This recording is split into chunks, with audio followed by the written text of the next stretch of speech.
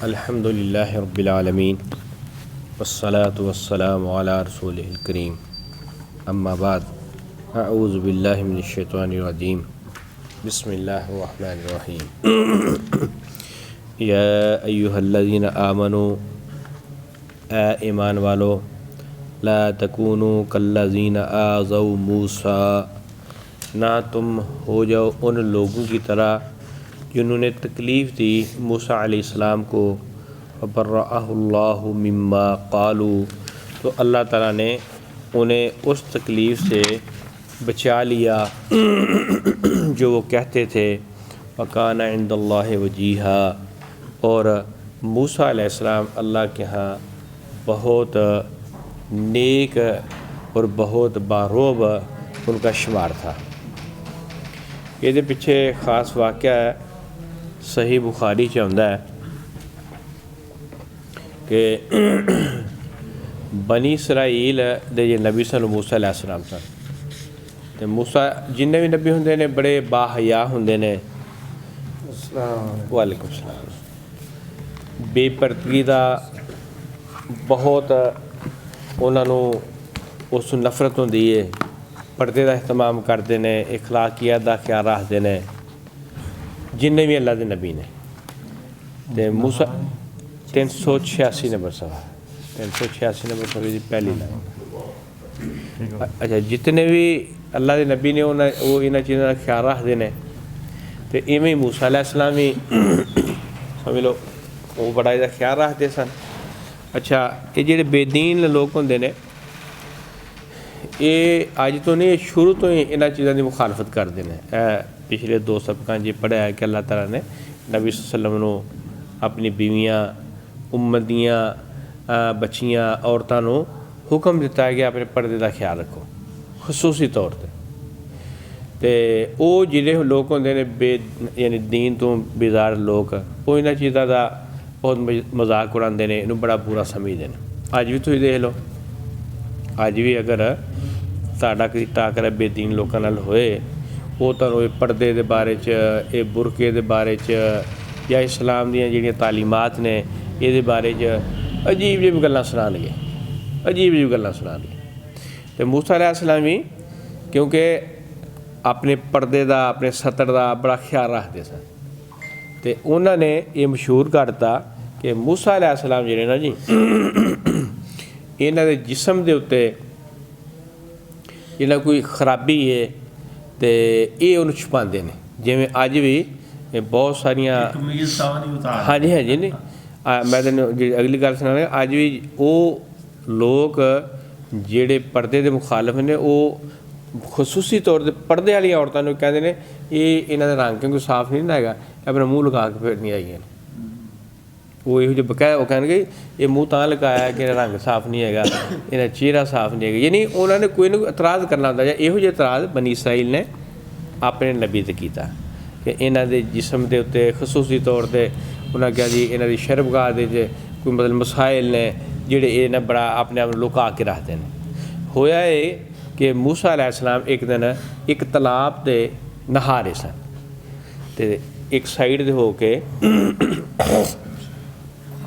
उन्होंने अपने कपड़े उतार के एक पत्थर के उत्ते रखे।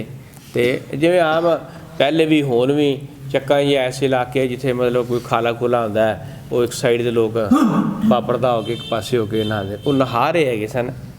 नहा के जो तलाब तो बाहर निकले ना, तो जिस पत्थर के उत्ते कपड़े रखे सन वो पत्थर कपड़े ला के नठ गया।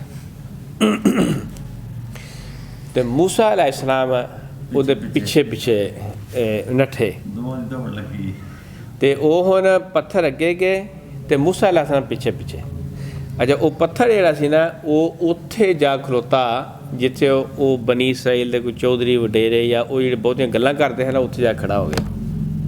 तो जो मूसा अलैहिस्सलाम वो आए तो उन्होंने आके फौरन अपने कपड़े पाए, तो कपड़े पा के उन्होंने हाथ डंडा सी डंडे मारे उन्होंने। तो नबी फरमाया वो 5-6 निशान अज भी मौजूद ने, अगर मैं उत्थे जावां तो मैं तुहानूं निशान विखा सकदा। अच्छा, जो उन्होंने वेख्या मूसा अलैहिस्सलाम नूं ते उन्हें कहा यार ये ऐसा मामला नहीं हैगा, ना इन्हें जिसम की कोई ऐसी खराबी है या ना इन्हें कोई लत्तां दा प्रॉब्लम है या इन्हें कोई शर्मगाह का कोई प्रॉब्लम है। तो अल्लाह ताला ने वो अपने नबी नूं मूसा अलैहिस्सलाम नूं उन्हां दे इन्हां एतराज़ां तों बचाने की खातर ये मामला उत्थे कीता। इस ऐत दी बकायदा जिहड़ी शान नज़ूल है वो सही बुखारी च इवें बयान किया गया। तो इसलिए अल्लाह ताला अपने नबियां दे बेशुमार ऐसे जिहड़े एतराज़ात हुंदे ने वो किसी ना किसी तरीके लोगों के सामने वाज़े कर दिंदा कि ऐसा मामला नहीं हैगा। हाँ बाकी रह गया जो न्यूट्रल किस्म के लोग होंदे ने वो मन जाते हैं वेख के कि हाँ नहीं यार ऐसा मामला नहीं, लोग गल्लां ही करन डे ने। तो जेह्ड़े वैसे बदबख्त किस्म के लोग ने उन्होंने सारी जिंदगी मुखालफ करनी होंदी हैगी। तो ये वो दसी अल्लाह ताला ने उस वाक़े तरफ इशारा किया, या अय्युहल्लज़ीना आमनू तक़ुल्लाह वक़ूलू क़ौलन सदीदा, ऐ ईमान वालो अल्लाह से डर जाओ और सच्ची और सीधी बात कहो। युस्लिह लकुम आमालकुम, अच्छा ये तुसी ये काम करोगे तो होएगा कि अल्लाह ताला तुम्हारे आमाल की इस्लाह कर देगा। वो यग़फ़िर लकुम ज़ुनूबकुम, और अल्लाह ताला तुम्हारे गुनाह माफ़ फरमा देगा। और मैं युतिअल्लाह व रसूलहू, और जो आदमी भी बात मानेगा अल्लाह और उसके रसूल की, फ़क़द फ़ाज़ा फ़ौज़न अज़ीमा, तो वो आदमी बहुत बड़ी कामयाबी को ले लेगा। अच्छा नबी सल्लल्लाहु अलैहि वसल्लम जदों भी किसी को बयान करते सन, खुतबा देंदे सन, जुम्मे दा, ईद दा, निकाह दा, या उहदे च आप सल्लल्लाहु अलैहि वसल्लम 4 आयतां पढ़दे हुंदे सन। वो 4 आयतां 2 आयतां ये ने। एक आयत सूरह निसा की पहली आयत है या अय्युहन्नास इत्तक़ू रब्बकुम अल्लज़ी खलक़कुम, तो एक आयत है ये या अय्युहल्लज़ीना आमनू इत्तक़ुल्लाह हक़्क़ तुक़ातिही व ला तमूतुन्ना इल्ला व अंतुम मुस्लिमून। ये 4 आयतां। अच्छा इन्हें 4 आयतां च तकवे का हुक्म दिता गया। तकवा मीन अल्लाह को डर जाना, अल्लाह की नाफरमानी तो बच जाना, अल्लाह की फरमाबरदारी तरफ आ जाना। तो तकवे का जिहड़ा फ़ायदा की है कि आदमी के आमाल की इसलाह हो जाएगी, आदमी नाफरमानी तो बच जाएगा, आदमी बुराई तो बच जाएगा। इसलिए इत्थे अल्लाह ने फरमाया कि तुसी अगर सच बोलोगे, अल्लाह को डरोगे, सीधी गल करोगे, गल्लां करोगे, झूठ तो बचोगे, अल्लाह ताला तुहाडे अमाल की सलाह कर देगा। इन्ना अरज़नल अमानत अला समावाति वल अर्द, बेशक हमने ये जो अमानत थी, जिम्मेदारी थी, पेश की आसमानों के ऊपर और ज़मीनों के ऊपर, वल जिबाल और पहाड़ों के ऊपर, फ़अबैना उन्होंने इनकार कर दिया, अन यहमिलनहा ये कि हम इसे उठाएँ, वअशफ़क़ना मिनहा और वो इससे डर गए, वह हमलहल इंसान लेकिन इंसान ने इसे उठा लिया। अल्लाह ताला ने दीन दी, इस्लाम दी, कुरान दी जिम्मेदारी ये तो पेश की थी तमाम मखलूक़ां दे अगे, तो मखलूक़ां ने कहा नहीं ये जिम्मेदारी बहुत भारी है, ये बहुत बड़ी जिम्मेदारी है। लेकिन ये तो इंसान के सामने पेश किया, इंसान ने उन्होंने चुक लिया। क्यों? इन्नहु काना ज़ुलूमन जहूला, क्योंकि ये ज़्यादती भी करने वाला है और लाइलम भी है।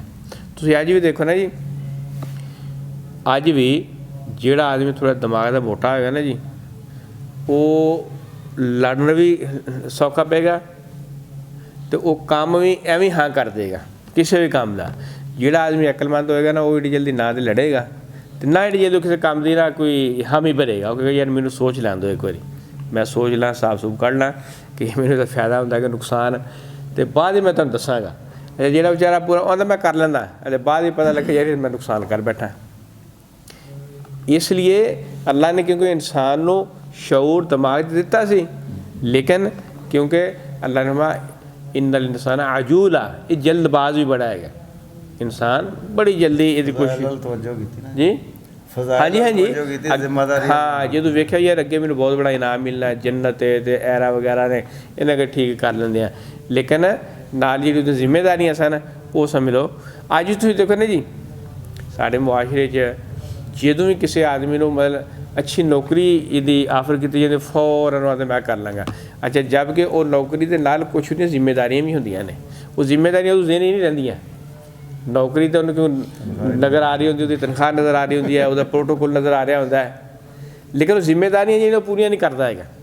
इवें समझ लो कि जो बंदे ने दसिया कि तेरे वास्ते जन्नत तैयार की उत्थे यह मिलेगा, इन्हें कहा ठीक है मैं करता है, लेकिन नाल ही जिम्मेदारियां सन वो पासे सुस्ती कर गया।